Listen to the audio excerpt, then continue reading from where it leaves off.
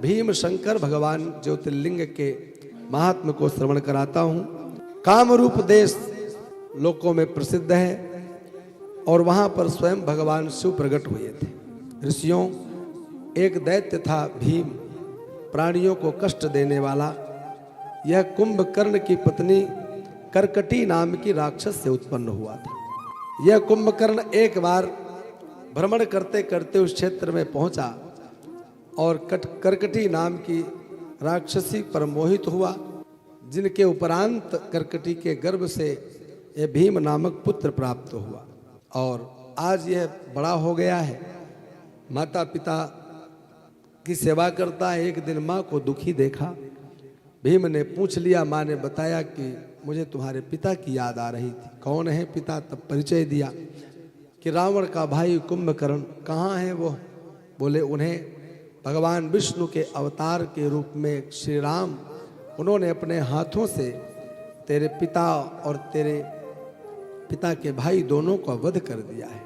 अपने पिता और अपने परिवार वालों का जब इस प्रकार से हाल सुना तो भगवान श्री राम से बदला लेने के लिए संकल्प कर लिया। भगवान विष्णु से इसने शत्रुता मोड़ ली, अपने पिता का बदला लेने का संकल्प कर लिया। इसने जा करके तपस्या किया, ब्रह्मा जी के द्वारा अत्यंत कठिन वरदान मांगे, अत्यंत बलशाली होने का वरदान मांगा। ब्रह्मा जी ने इसे वरदान दिया। अति बलवान होने का वरदान प्राप्त करके इंद्रादिक समस्त देवताओं के आधिपत्य पर इसने अपने कब्जा किया, सभी देवताओं को परेशान करना शुरू किया। उस समय सब के सब परेशान होकर भगवान श्रीहरि की शरण में गए। भगवान श्रीहरि भगवान शिव की शरण में गए। भगवान शिव से जाकर सबने प्रार्थना की।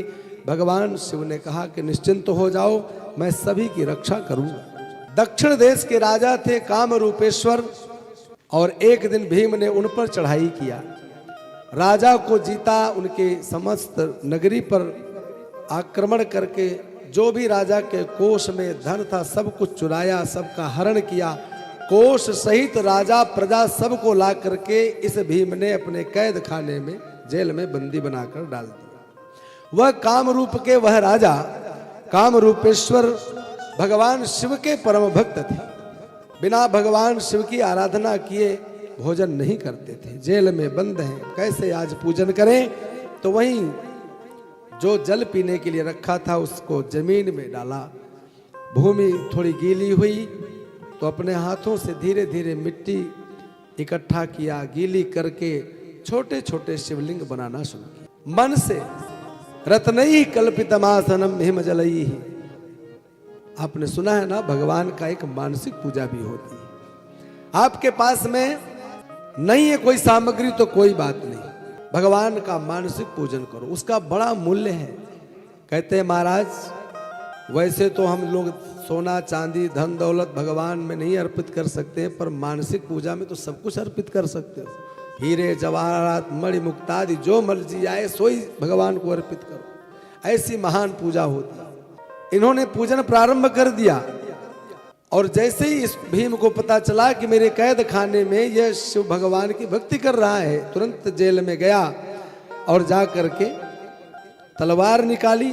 सबसे पहले राजा के बालों को पकड़ करके मारने का प्रयत्न किया, फिर तलवार निकालकर जिस शिवलिंग का पूजन कर रहा था उस पर तलवार चलाई। वहीं से भगवान भोलेनाथ प्रकट हो गए। वहीं पर बोलिए भीम शंकर भगवान की।